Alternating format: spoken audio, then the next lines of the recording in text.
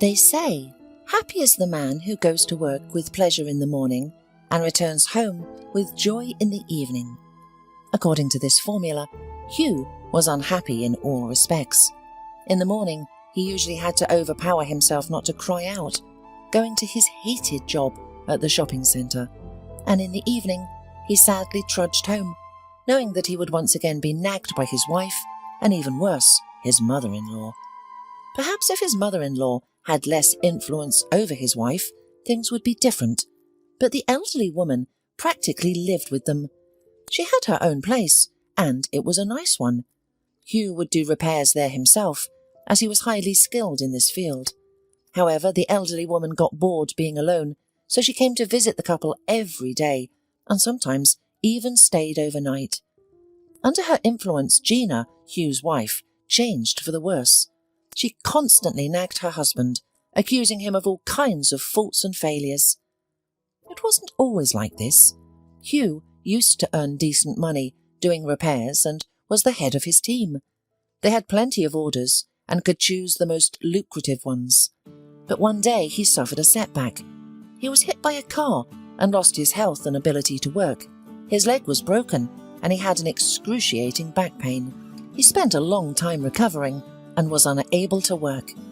Initially, his wife took care of him, but as soon as she realized that the money was running out, she distanced herself from him. She was accustomed to the good life, and the prospect of poverty frightened her. She didn't work herself and had no intention of doing so. When Hugh married Gina, his mother-in-law, Mrs. Weller, warned him that her daughter would never work. Let other women work like horses if they couldn't find a decent husband. A smart woman will never work, and my daughter is smart. And if you suddenly can't provide for her, well, there's no point in talking to you, she said. The young man was so in love with Gina, his green-eyed blonde wife, that he was willing to give her the world. He worked tirelessly, fulfilling her every wish. He fulfilled her every whim, only he could not decide on a mortgage, as his wife and mother-in-law tried to persuade him. "I'll save up for an apartment myself," Hugh kept saying. The apartment they lived in belonged to Hugh's relative, who had married and moved abroad. She didn't need the money, but she was in no hurry to part with the apartment either. She didn't want to rent it out to strangers, so she invited Hugh and his wife to live there, only paying for utilities. However, the apartment was small for Gina's standards, and she wanted to move out as soon as possible. Lately, her constant topic of conversation was, "Hugh, when are we going to move out? Hugh, why don't you take out a mortgage?" She became particularly insistent about the mortgage after she had squandered all of her husband's savings. Even her mother called Gina stupid when she found out how much money she had wasted on what she considered to be nonsense. Despite knowing that her husband was ill and couldn't work for a while, Gina continued to go out to restaurants and shopping with her friends, spending money on expensive hair treatments and the like. With no other option, Hugh, who hadn't fully recovered from the accident, had to find a job. He couldn't do any repairs anymore, at least not for now. Lifting heavy objects was contraindicated, and he experienced pain in his back and leg. Eventually, he got a job as a security guard at a clothing store. Of course, standing on his feet for a 12-hour shift was incredibly difficult, especially in his condition. And of course, he wanted to do more creative work, not spend his time looking out for shoplifters. But now he had no choice. To earn extra money, Hugh also took on a night watchman job at a warehouse. At least there, he could sit or walk around instead of standing. However, it was even more boring than the store. There was no one to interact with, no movement. He often felt sleepy. To entertain himself, he watched videos on his smartphone about bushcraft, survival in the wild, and abandoned villages in the deep forest. Sometimes he felt the urge to leave everything behind and go somewhere far away, away from people, just him and nature. He wanted to live in solitude and start afresh. When he was healthy, there were always people around, colleagues, friends and acquaintances. But after the injury, they all disappeared. Only the most loyal ones remained. However, Hugh didn't want unnecessary socializing. He had reevaluated and realized many things. That's why he wanted to disappear for a while, to retreat. But it was impossible. Where could he go? He knew a little about such places, having already researched the subject. But what about his wife? She wouldn't go with him, and she wouldn't let him go alone. And it would be incredibly difficult to part with Gina. He loved her too much. She nagged him at home, but it was easy to understand her. He had promised her a better life, and look what happened in the end. On the other hand, Hugh wasn't responsible for the accident.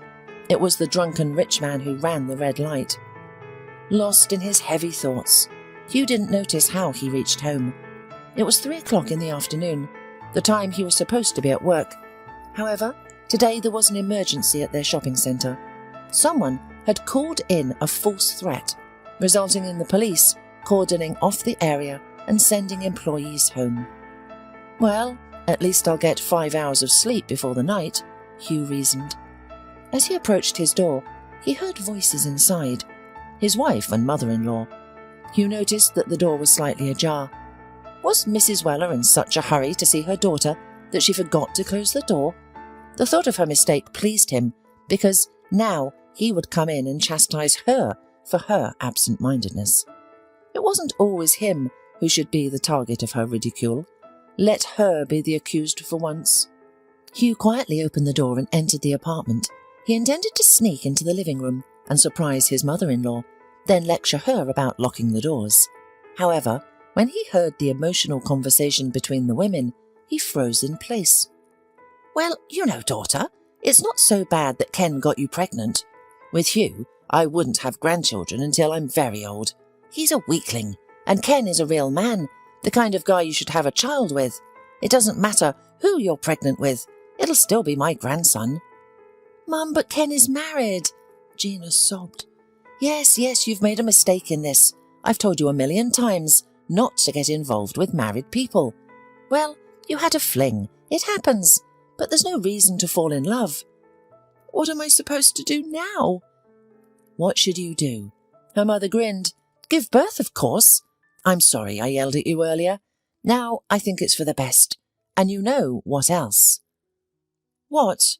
"I think Hugh will finally agree to take out a mortgage now. His salary is official. All his documents are in order. The bank will approve it. You can't live in this one-room apartment with a baby. Who knows how things will turn out? If Ken divorces his wife, you can go to him, and the baby will grow up with his daddy. And Hugh will also pay child support. So don't worry, everything will be fine, daughter." Listening to his wife and mother-in-law's conversation, Hugh was in frustration. Is Gina pregnant with another man's child? Did she cheat on him? Why does fate punish me again? I always tried to be a decent family man, love my wife, respect my mother-in-law, but they thanked me with such an ugly surprise. And now what? Burst into the room and shout, "Aha, gotcha!" It would be dramatic but foolish. Divorce? Yes, definitely. I love children, but I'm not going to take responsibility for my wife's and another man's sins. Thoughts swirled in the deceived husband's mind like scattered puzzles. Unsure of what to do, Hugh left the apartment, slamming the door loudly. The surprise caused his wife and mother-in-law to startle simultaneously. "Did you hear that?" "What was that?" asked Gina. "I think it was the door." "Mum, did you forget to lock the door?" "Well, it happens. I was in a hurry." While the women argued about who had forgotten to close the door and why, Hugh managed to walk 2 blocks and outlined a plan of action in his head. There was nothing else keeping him in this city. He could safely leave and fulfill his dream of becoming a Robinson, just as he had once dreamed. To think about life, to zero his mind. Fortunately, there was still some money left in his account. He was also going to sell some electronics, a computer, things he wasn't going to need anytime soon. Of course, it would be cheap because he needed to sell them now, but he didn't care. The important thing was to escape the city, where lies and hypocrisy reigned. He didn't want to think, to imagine how his wife had reached the point of infidelity, how long it had been going on. There were probably some signs that Hugh had missed, had not noticed due to inattention, or simply did not want to notice. One thing he knew for sure was that the name Ken had been mentioned too often in his family lately. Ken was Gina's classmate. Since attending a reunion, his name had been repeatedly mentioned. At first, Hugh even rejoiced that his wife had such a wonderful friend. At that time, he himself was unable to take care of his wife, as he believed she deserved. He couldn't help her with anything, take her out or do something for her. So it was great that there was a man who was willing to take care of her. Hugh didn't even dare to doubt his wife's fidelity, especially since Ken was also married, with a family and children. But it turned out that this was not a barrier to infidelity. After withdrawing all money, the man went shopping at the tourist store and bought a complete outfit for surviving in the wilderness. Of course, he didn't plan to actually survive in the forest. He wanted to find an empty house somewhere in a backwoods village and live there without news, internet, or contact with the outside world. He bought many things from the store: a large backpack, similar to that of a mountaineer, a sleeping bag, ropes, a gas burner, a knife, and boots. He even had to call a cab because he couldn't carry everything himself. Gina was speechless when Hugh brought all his stuff home and started lovingly looking at fishing rods, lanterns, sturdy hiking boots, and other accessories. "What the hell is this?" roared the mother-in-law. "And you, Mrs. Weller, relax. Don't get worked up. You're expecting a grandson." "And how do you know?" gasped Gina. "A magpie brought the news," sarcastically replied her husband. "Hugh," sang affectionately to her mother-in-law. "Well, why are you spoiling the surprise? Gina wanted to inform you in an unusual way, to surprise and delight you. Are you happy that you and Gina will have a baby boy?" "Yes, I am pleased that Gina and Ken are going to have a baby boy," Hugh teased Mrs. Weller. "I hope that the wife of the future father, as well as his children, will also be happy with that news." Gina turned pale, but her mother, to her credit, did not lose her composure. "Hugh," she said in an iron tone, "shame on you. Your wife is pregnant, you should be happy, but you say such things. You accuse her of cheating on another man, and you're slandering her. I didn't expect this from you, Hugh, and I'm deeply disappointed." "Mrs. Weller, can't you be disappointed with me somewhere else, like at your home?" "You're so rude, Hugh," the mother-in-law said through her teeth. "Mum, stop please, I'll handle it myself." Gina stopped her quietly. "Hugh, why did you decide that the child is not yours?" "Gina, dear, I'm not going to discuss this, and I'm not holding you, and I don't want you to hold me. I demand a divorce. I know perfectly well that while you are pregnant, we will not be divorced. It can only be done on your own initiative, so please, let's separate amicably," the man calmly replied. "Well, no," Mrs. Weller intervened again. "Tomorrow Gina will get a pregnancy certificate. The child will be born in marriage, and you will be obliged to recognize it." "Well, all right. Only in this case, I go and tell Ken's wife everything. Who's her father, the owner of the big firm where Ken works? I wonder if he'll like the fact that his son-in-law has got an offspring on the side. I don't know. And in general, immediately after the birth of the child, I'll demand a DNA test. And as soon as I get the result, I'll sue you and get compensation for more damages. Is that what you want?" Hugh straightened up and looked menacingly at his wife. Under his gaze, she seemed small and unhappy, and even felt sorry for her.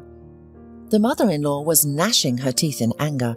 If she had the chance, she would have stuck her son-in-law with the huge serrated hunting knife he had just been holding. "What a scoundrel you are, Hugh," hissed the woman. "Ooh, how you've changed your voice. What if I had made a child on the side?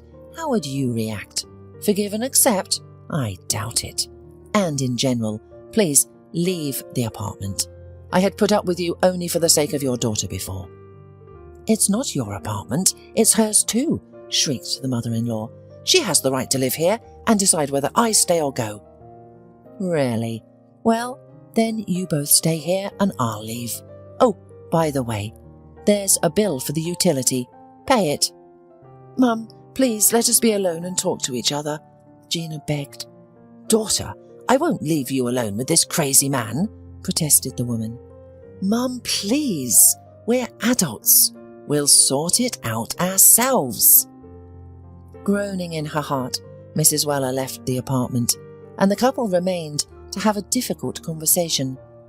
Gina tried to fix the shards of their marriage, but Hugh thought that a broken cup would not be glued together, and the bright image of his once sinless wife was destroyed forever. "Gina," Hugh said calmly, "I don't want to cause a scene or have a confrontation, but it happened like this. You fell in love with another man, or just gave in to a fleeting desire. I don't know. You know better. But you need to take responsibility for your actions. You're an adult. Take control of your life. And Ken needs to take responsibility for what he did. Talk to him. Maybe, if he doesn't want to recognize the child, he'll at least provide financial support.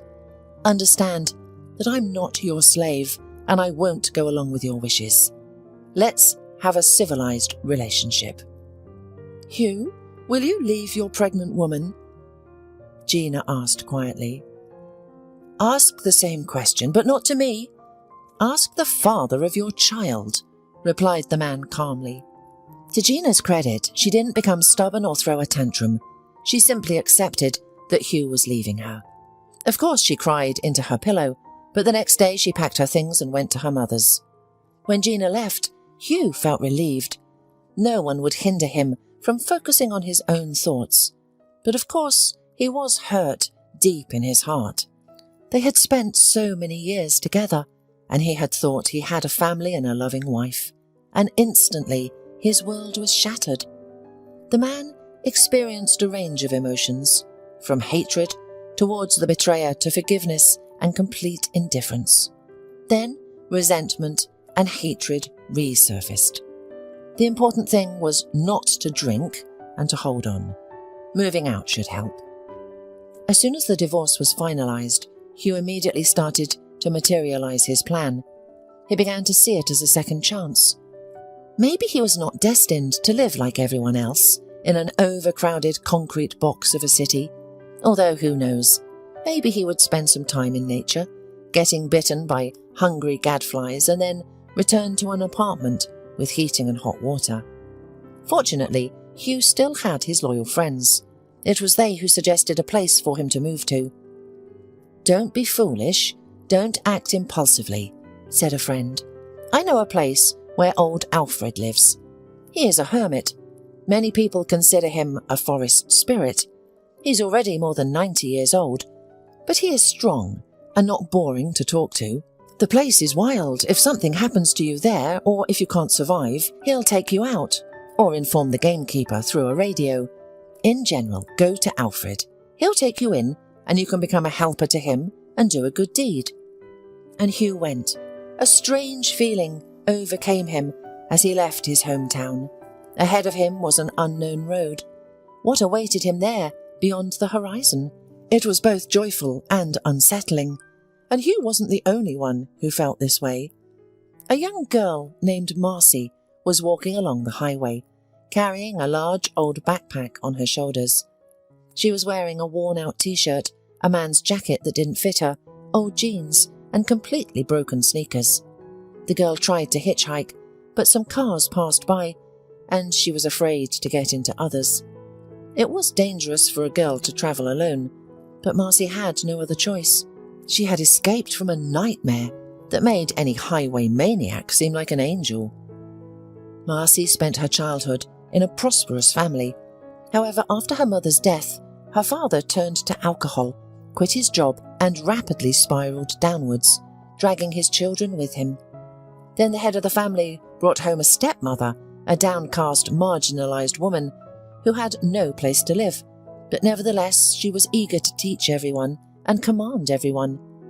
The stepmother quickly turned their apartment into bedlam, and Marcy's older sister hurriedly fled the place after getting married, while Marcy stayed behind. She tried to seek help and protection from friends, but always returned home. Despite his alcoholism, Marcy still saw her father as a kind man, remembering the times when he was normal. Growing up in such an unhealthy environment, Marcy struggled to finish school and was unable to pursue further education. She resorted to odd jobs to making a living, but life became increasingly difficult, and finally she packed her belongings and left. A friend kindly gave her a jacket to replace the one torn by her stepmother. Marcy yearned to start a new life away from her city. She believed that the capital offered abundant job opportunities and a place to live. Eventually, she caught a ride with a hitchhiker and arrived in Megapolis. Although she felt apprehensive about the unknown, Marcy was hopeful that she would find a better life in the capital than among alcoholics in a dilapidated apartment infested with bedbugs. The vastness of the city overwhelmed Marcy, who came from a small provincial town. Everything seemed enormous and unfamiliar, making her feel unsteady. The bustling and noisy train station only added to her disorientation. At the station, she bought a piece of pie and coffee, considering it an extravagant expense. Sitting in the waiting room, she pondered her next move. She had nowhere to go and couldn't stay in the waiting room indefinitely, although they wouldn't kick her out, but spending the night at a train station felt odd. Marcy wondered if she could find a hostel and how much it would cost. She regretted not thinking about it beforehand and questioned her impulsive decision to take such a gamble. Suddenly, a tall guy in a leather jacket, whom Marcy had noticed earlier, approached her. He had walked by with friends, then returned alone, repeatedly glancing at her. He offered to buy her a drink since her coffee had run out. Marcy quickly declined, but the stranger left and soon returned with a cup of coffee, smiling and revealing his yellowish teeth. He handed her the cup, saying, "Here you go, or you'll have to eat the pie dry." The girl thanked the guy for the treat, and he introduced himself as Dan. He gave Marcy mixed feelings, something unpleasant, yet trustworthy. "Listen, Marcy, have you ever lived in a motorhome?" "No," the girl shook her head. "Would you like to?" "I don't know. I haven't really thought about it." "Why don't you come with us? I'm staying with some friends outside of town. You won't have enough for a hostel anyway, and we'll help you out. In turn, you'll help us in a feminine way. No, don't get me wrong. You'll be cooking the food and cleaning the cages." "Cages?" Marcy was surprised. "Yeah, didn't I mention it? We transport animals. All sorts of foxes." "Foxes? Do you have a menagerie?" the girl wondered. "Well, you could say that," the guy shrugged. "No, I still don't agree," Marcy replied after considering, and to avoid further bother from the guy, she said her goodbyes and left. "Marcy, we have a bear cub. It's small and affectionate like a puppy," the guy called after her. Perhaps he didn't anticipate such a reaction from her, but the girl stopped and looked at the boy attentively. "Bear cub?" she questioned. Dan hurriedly approached her and whispered, "Yes, but it's illegal to keep a bear, so don't talk about it." "Don't even think about it. We're saving him. They killed his mother and brother and sent them to a restaurant. It's illegal to hunt bears with cubs, but the riches don't follow the rules. And this little guy was left behind. He would have died in the forest anyway." Marcy's mouth dropped open in surprise. Her opinion of Dan dramatically changed. It turned out he was a good person who saved animals. "All right," Marcy replied. "I'm in." "Okay, let's wait for my friends then," said the guy. They left the station building, walked a short distance to the designated spot, and started waiting for the car. Soon Dan's friends arrived. There were two of them sitting in a used SUV. "Hello," Marcy greeted politely. "Well, hello," the scruffy guy replied. The other, a bald man with a big nose, simply nodded. They invited the girl to get into the car. Marcy hesitated. For some reason she didn't like these men, but she didn't know anyone else in town, so she got in the car. As soon as the SUV started moving, Marcy realized there was no turning back.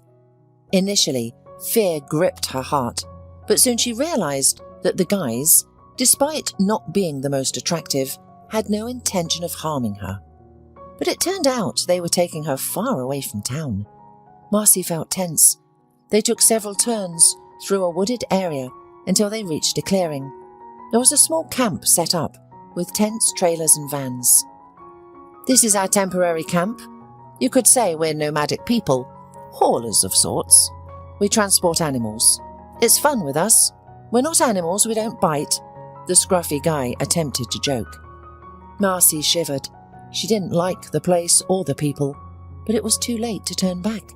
Stepping out of the car, Marcy surveyed her surroundings and caught the gazes of those present. Unpleasant men with tobacco-stained teeth and obviously loved to drink. However, she smiled politely at each of them, not wanting to turn them against her. The young girl felt uncomfortable in the company of men, but Dan assured her that she would be safe here.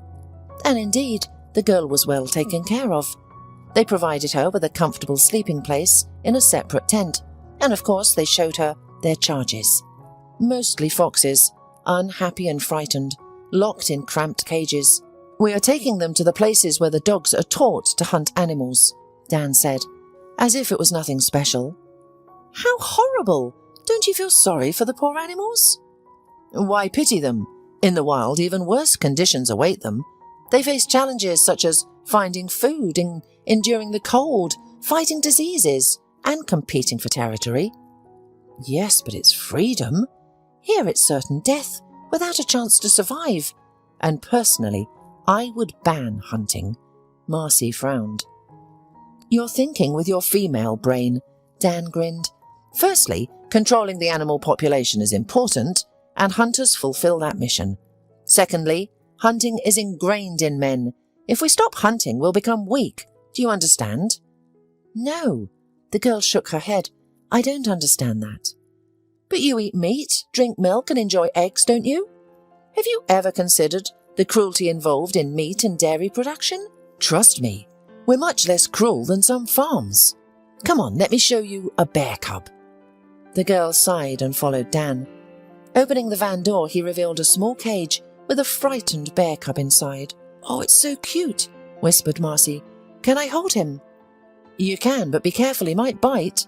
And by the way, I have a stun gun." "Are you going to shock him?" Marcy couldn't believe what she was hearing. It was so cruel. "Look, why is he locked up? It's daytime. Maybe he could go for a walk. Put him on a leash and let him roam around. Or at least put his cage outside in the sunshine. Let him breathe fresh air." "No, I can't. He gets nervous. And then I can't calm him down. But when it's dark, he's calm. I'll give you a bottle. You can feed him milk." Dan walked away and soon returned with a dirty feeding bottle. "But milk is cold," said the girl, holding the bottle in her hands. "It's fine. It won't catch cold. It can drink it safely," Dan laughed. But the girl didn't obey. She heated the water and held the bottle in the pot to warm up its contents a little. Then she opened the cage and carefully picked up the bear. The frightened baby, with a large dark spot around its eye, resisted weakly. It seemed powerless. It didn't even immediately respond to the milk the girl offered. "I think he has diarrhea," Marcy observed. "Really? Bear disease? That's not good. By the way, we have a wealthy client who ordered him. He's paying a good amount of money. Therefore, as a token of appreciation for your shelter, clean his cage and wash him," said Dan, and went off to attend to other men, leaving Marcy to take care of the little bear. After feeding him, she found a wash basin and used it to wash the poor creature. The bear cub grumbled and complained in his own bear language, but didn't attempt to bite. "You're a good one," Marcy soothed him. "My little one, where's your mummy? Why are you alone?" His mummy and little brother have become gourmet meals. The wealthy people enjoy bear meat. Even foreigners come and try it, and they're delighted, one of the campers chuckled. Marcy didn't say anything, but pressed her lips together and walked away from the unpleasant man. What a terrible camp and some wicked men. Marcy realized she didn't want to stay there. No, they're not just hunters. They're torturers. "Dan, is all of this legal?" she asked the lanky acquaintance from the train station as she finished cleaning the cage. "Well, in fact, it's better to stay out of sight of the police and the zoo volunteers. On the other hand, who's going to punish us?" Dan hummed.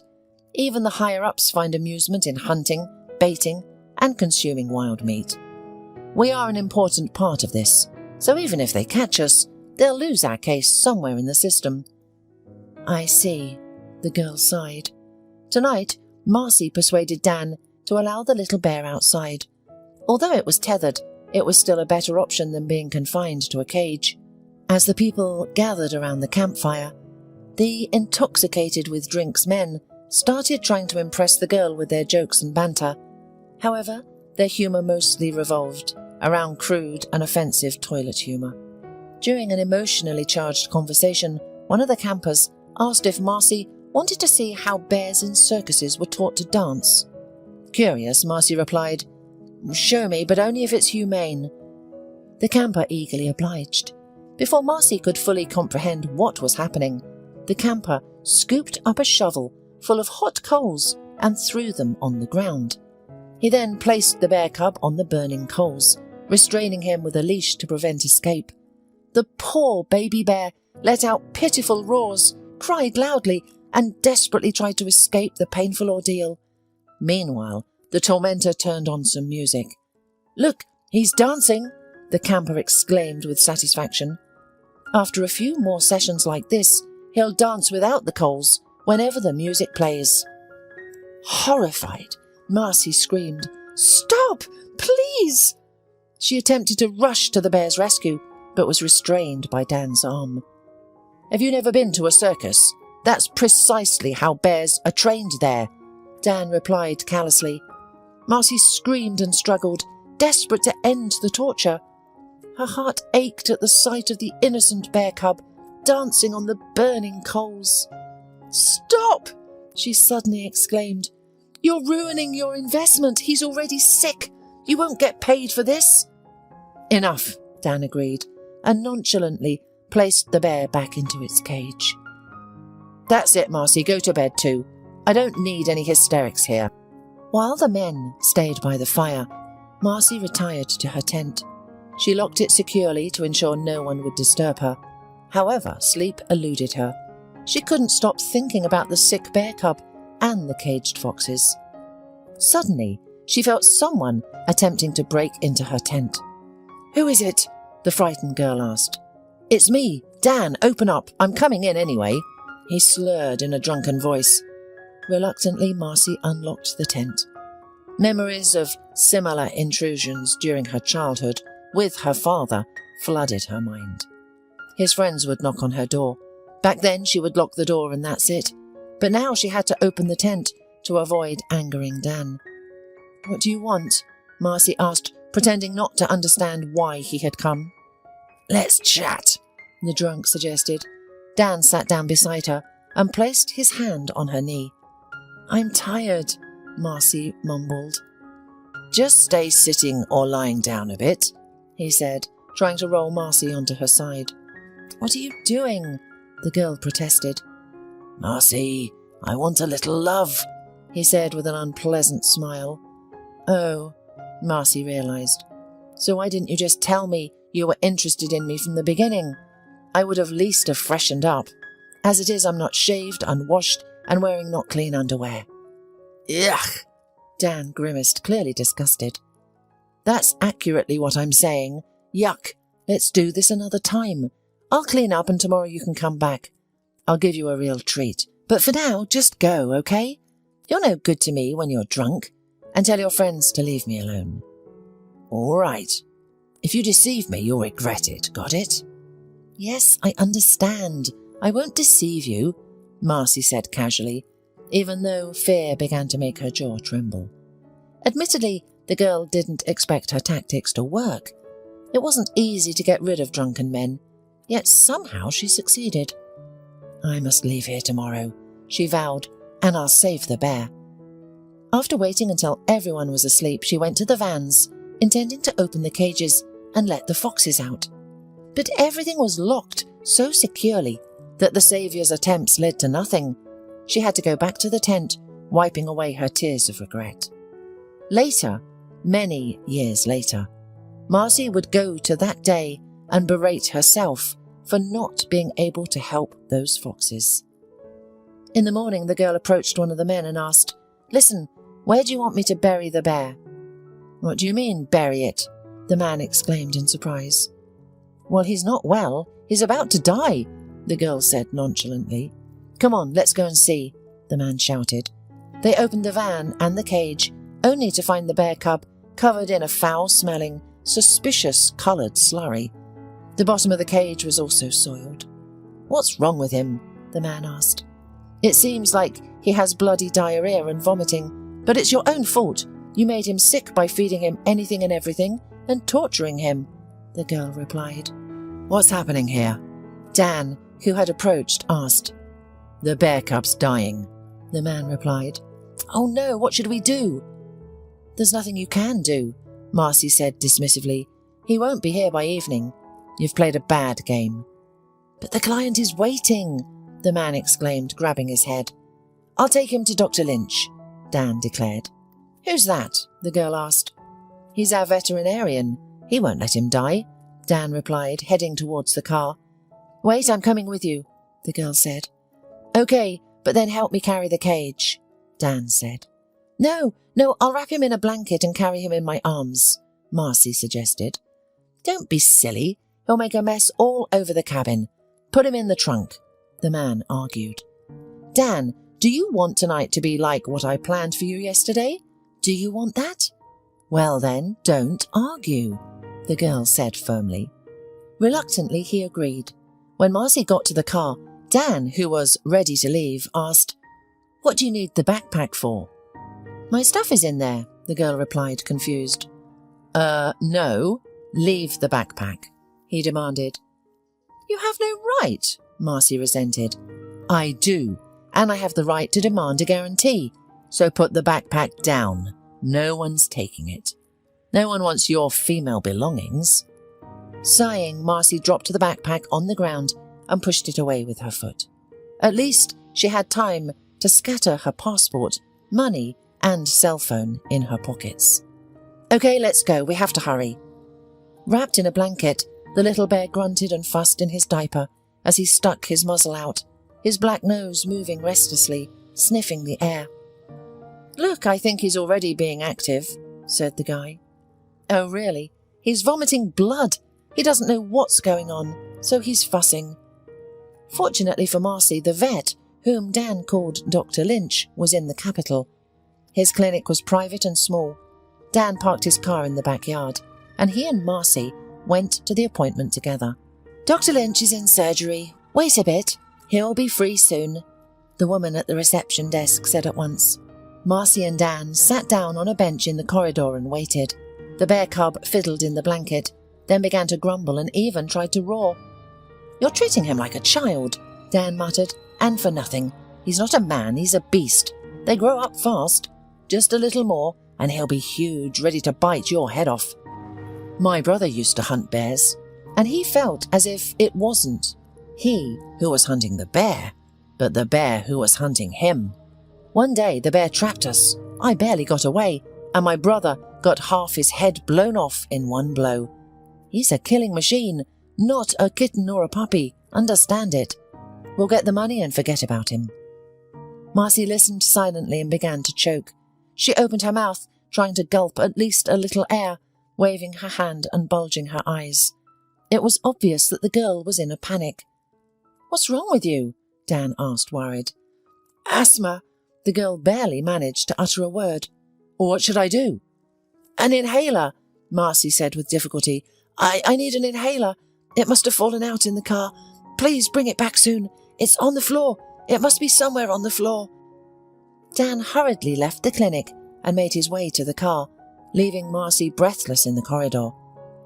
As soon as she estimated that he had turned the corner of the building, her breathing returned to normal, and she quickly moved away from the clinic, running in the opposite direction of the parking lot. She didn't have a plan, only a vague idea of how to free the little cub from his tormentors and deceive Dan by pretending she had asthma. The rest was uncertain. Earlier that morning she concocted a repulsive mixture of zucchini, ketchup and roadside mud. She smeared this disgusting mess on the bear and the bottom of the cage. Marcy worried whether the baby would lick it off, But he was smarter than that and didn't touch the foul substance.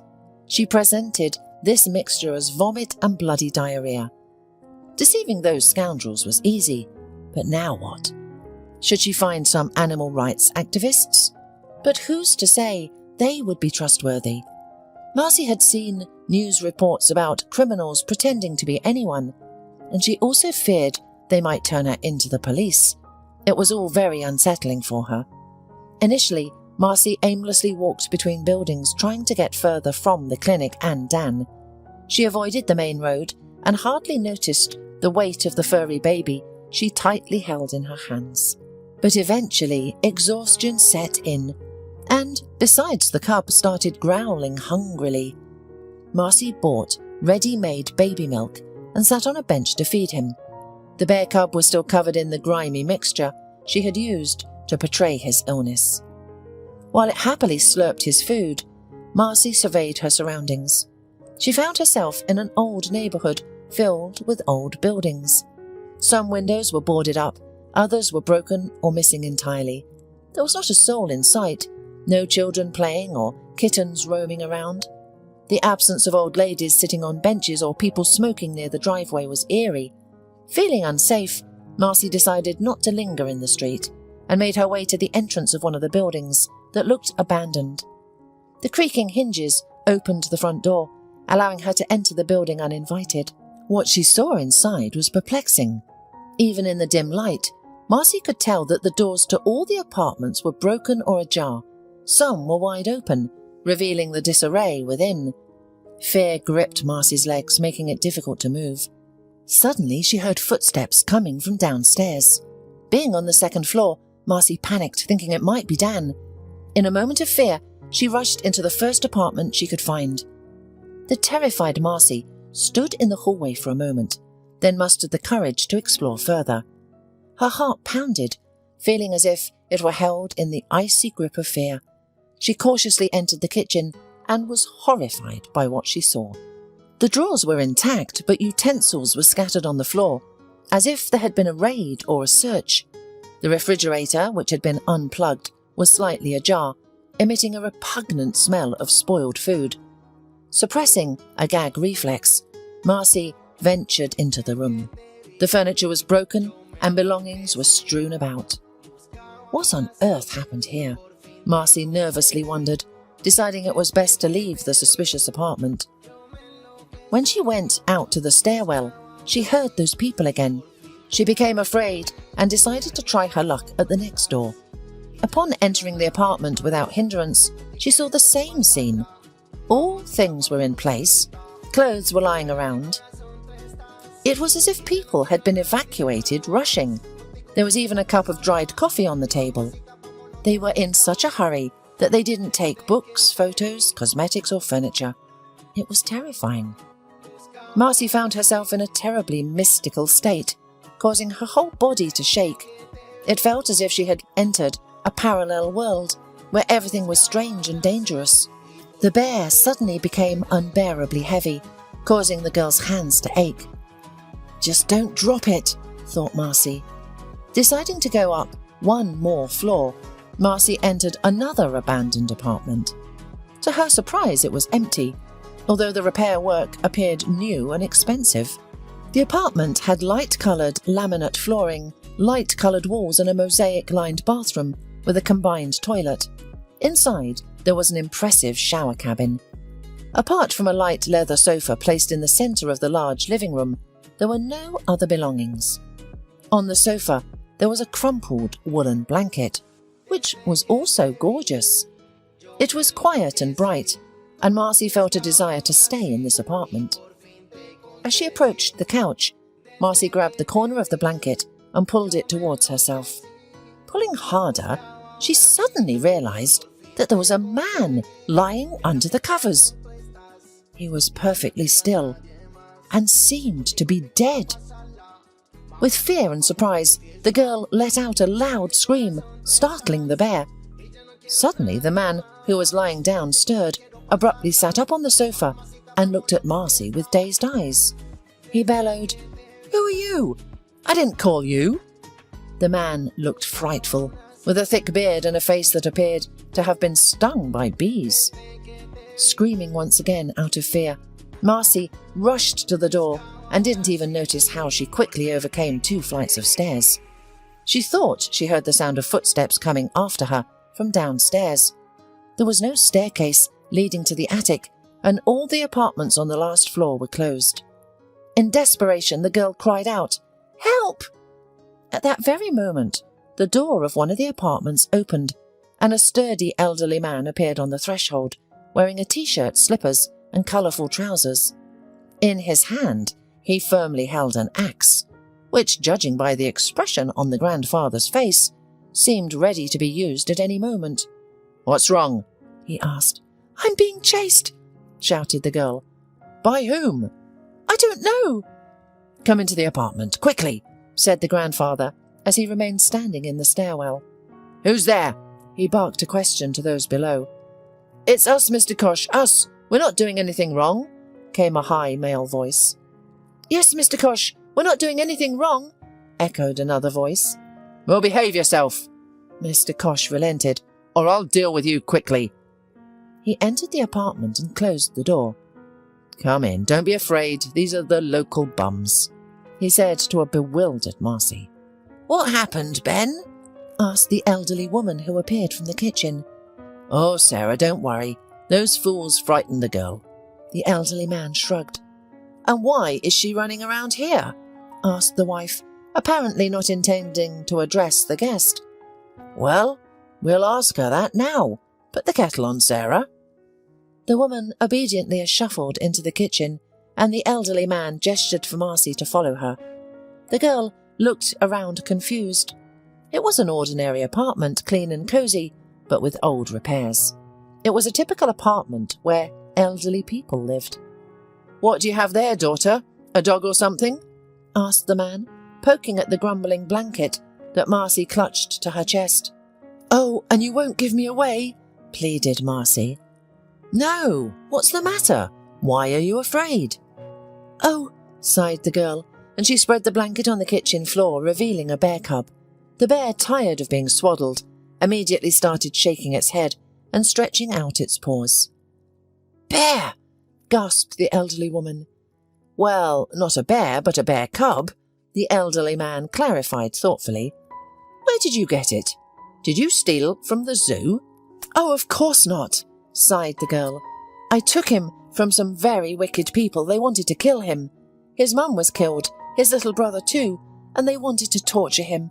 And also foxes. They almost kidnapped me too. They have all my things."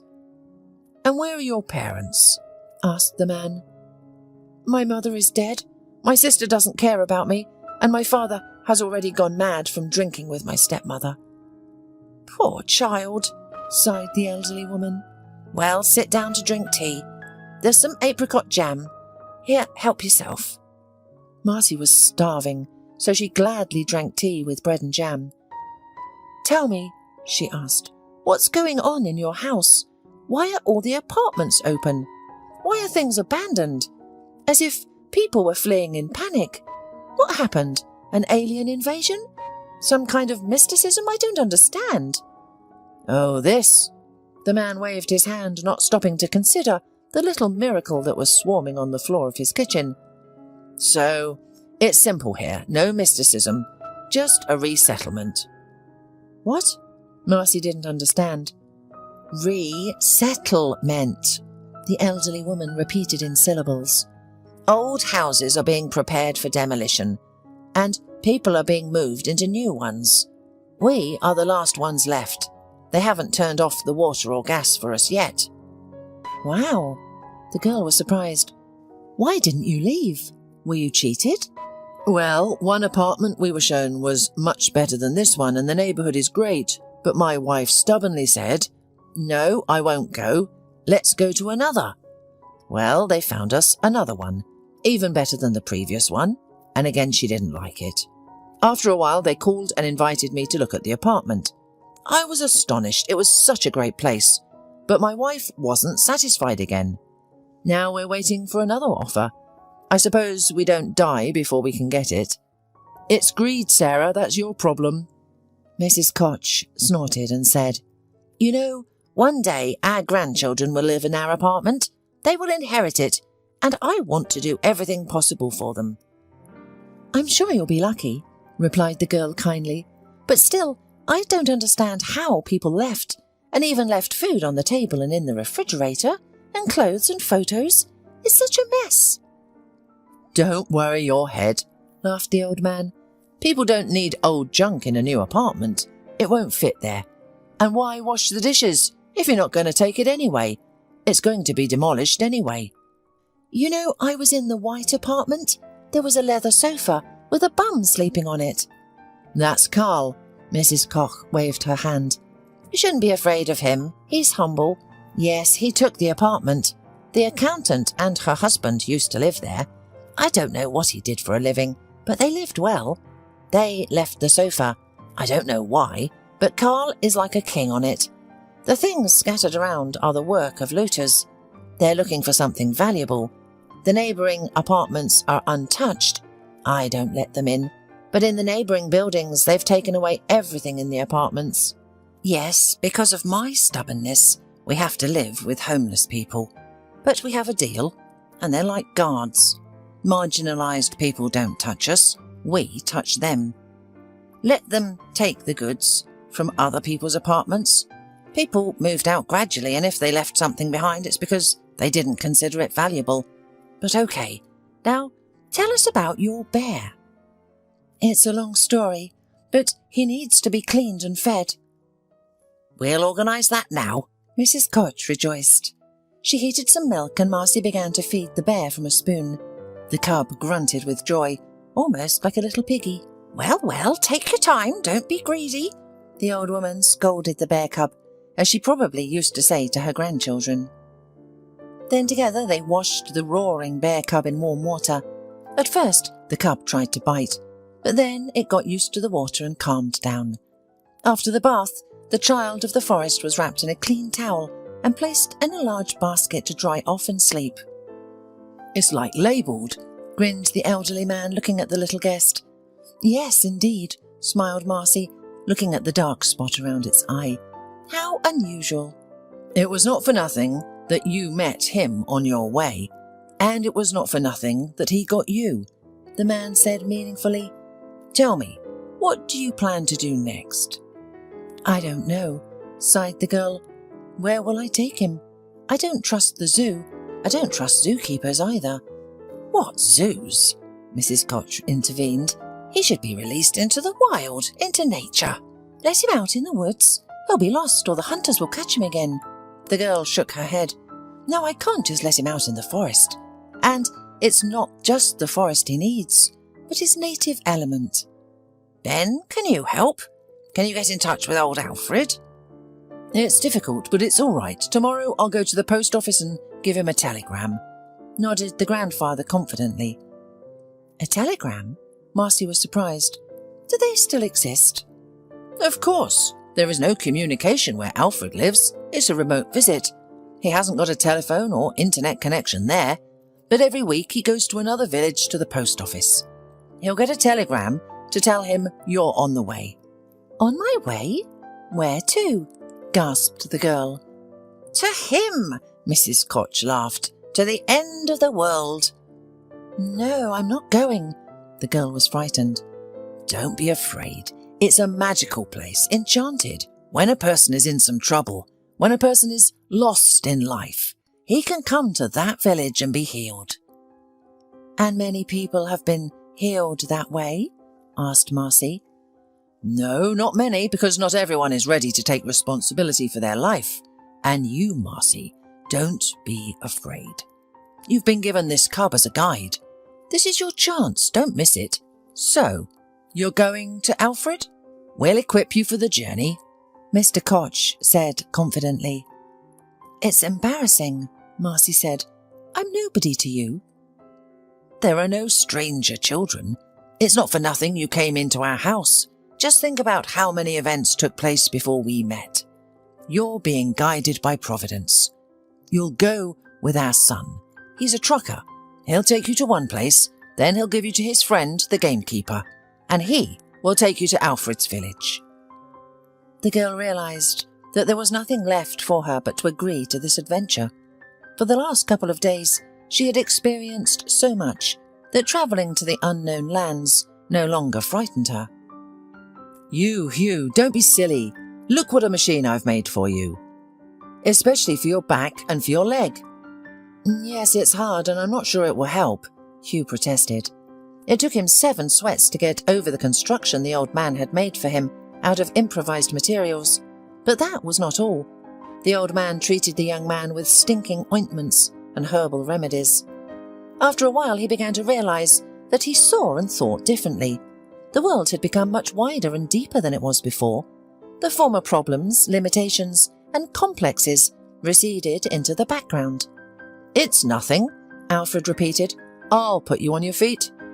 Hugh, who had survived the betrayal, liked it here in the wilderness. No fuss, no acquaintances, no social games, only primitive life. And nature was better than any psychotherapist. The experience he gained cannot be overestimated.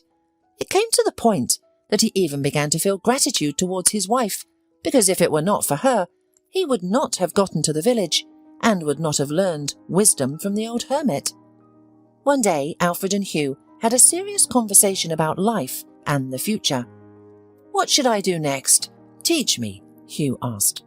You have to decide for yourself. I'm not your counsellor. It's so difficult to decide. I like it here, and I'd like to go to civilization.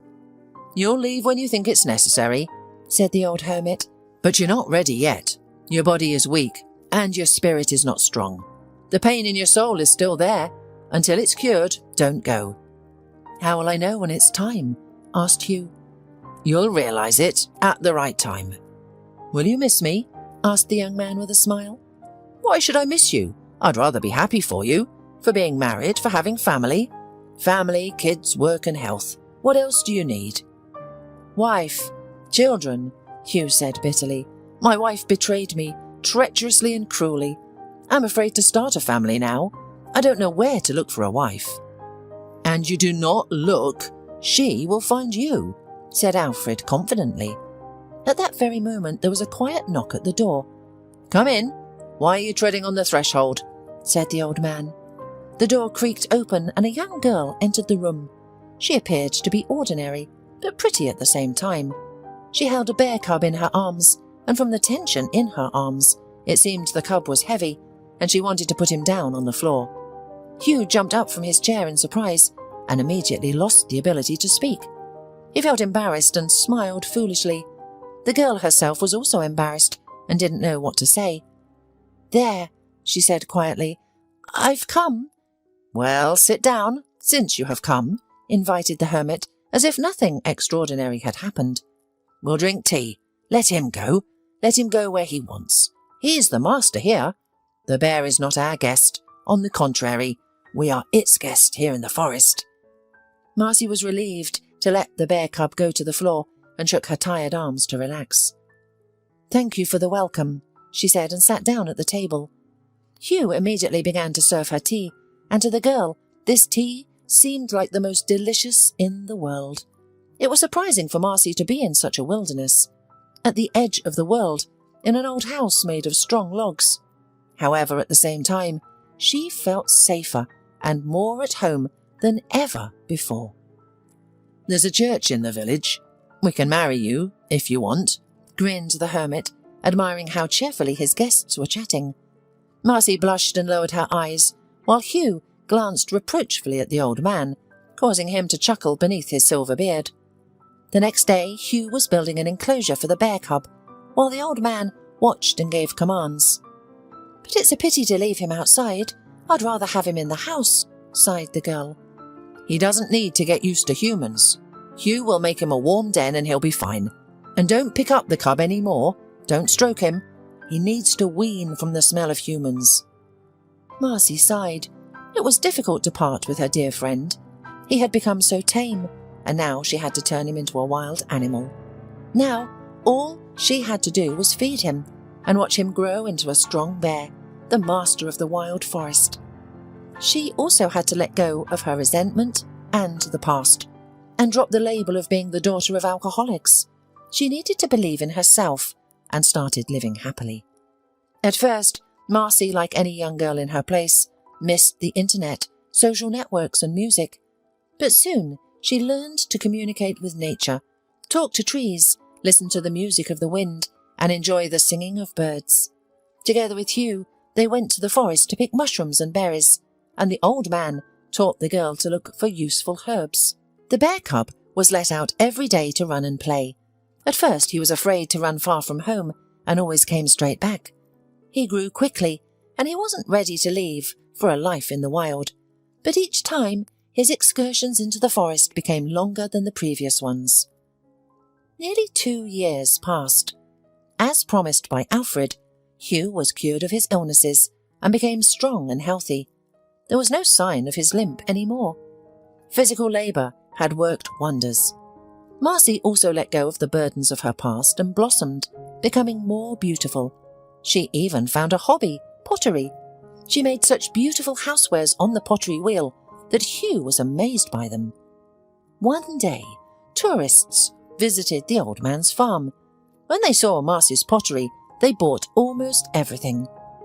Meanwhile, Hugh finally realised that Alfred was right, and indeed, his wife had come to him. He proposed to her, and the girl gladly accepted.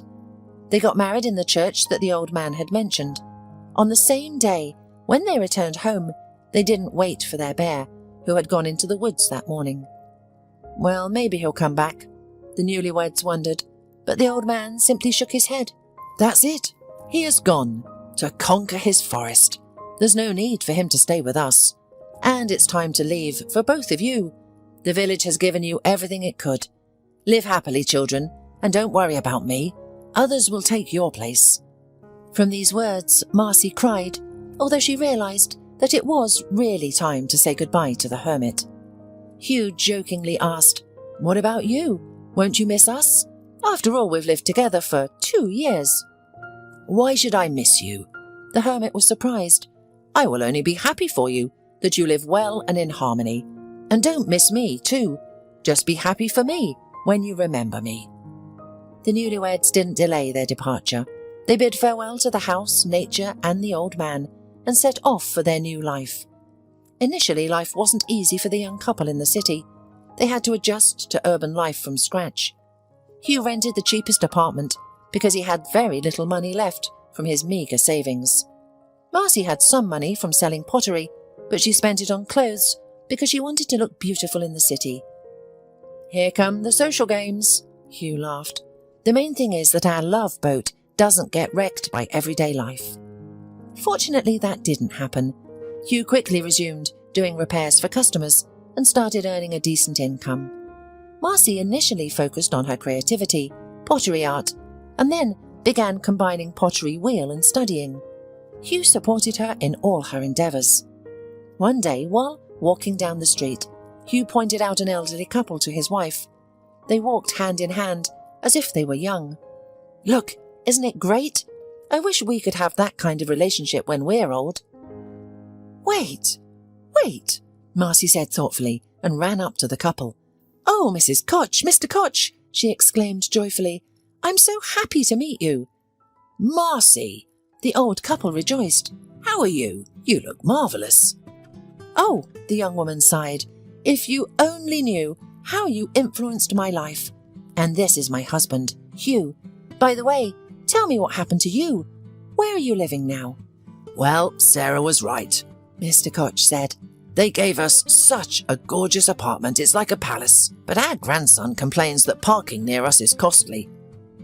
"Well, I may have gone a little overboard," the old lady admitted and laughed. After saying goodbye, Hugh and Marcy promised themselves that they would do everything to maintain the same kind of relationship when they grew old. Meanwhile, on the other side of the country, there was another scene. The phone rang sharp and shrill, catching the men surprised. One of the men roughly nudged Dan in the side. "Wake up, the boss is calling." Dan reluctantly picked up the phone. "Hello? Yes. Bear meat? It's out of season, it's forbidden. The gamekeepers are keeping an eye. Do you have frozen bear meat? The customer wants it fresh." "Oh, I understand. I'll get it, I promise." Taking their rifles and all the necessary equipment, the poachers got out of the SUV and headed back into the forest. The gloomy trees closed in behind them. A sense of foreboding gripped all 5 members of the team. They wandered through the forest for a long time and suddenly came across a trail. A bear trail. "Well, that's it. We need to kill the bear so we can return with the spoils, get the money, and live without worries. At least for a while. Let's split up.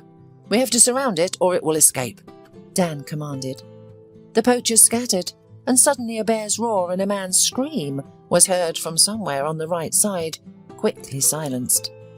"Damn it," whispered one of the hunters. "I don't want this kind of happiness." He screamed and rushed to flee, but before he could run a few meters, he fell into a wolf pit and was left bleeding, pierced by sharp spikes. Apparently, the gamekeepers hadn't noticed the trap set by other poachers and hadn't removed it in time. The third poacher, like the first, also went after the bear and immediately received a fatal blow. Dan was nervous, fidgeting. He realized that something had happened to his team. He made the trigger ready and began searching for the target amongst the trees. There it was, the beast trying to escape. Dan aimed and pulled the trigger, but the gun didn't fire. "Oh no," Dan fearfully said, and felt a powerful blow to his head. The bear didn't torment him, quickly ending with him.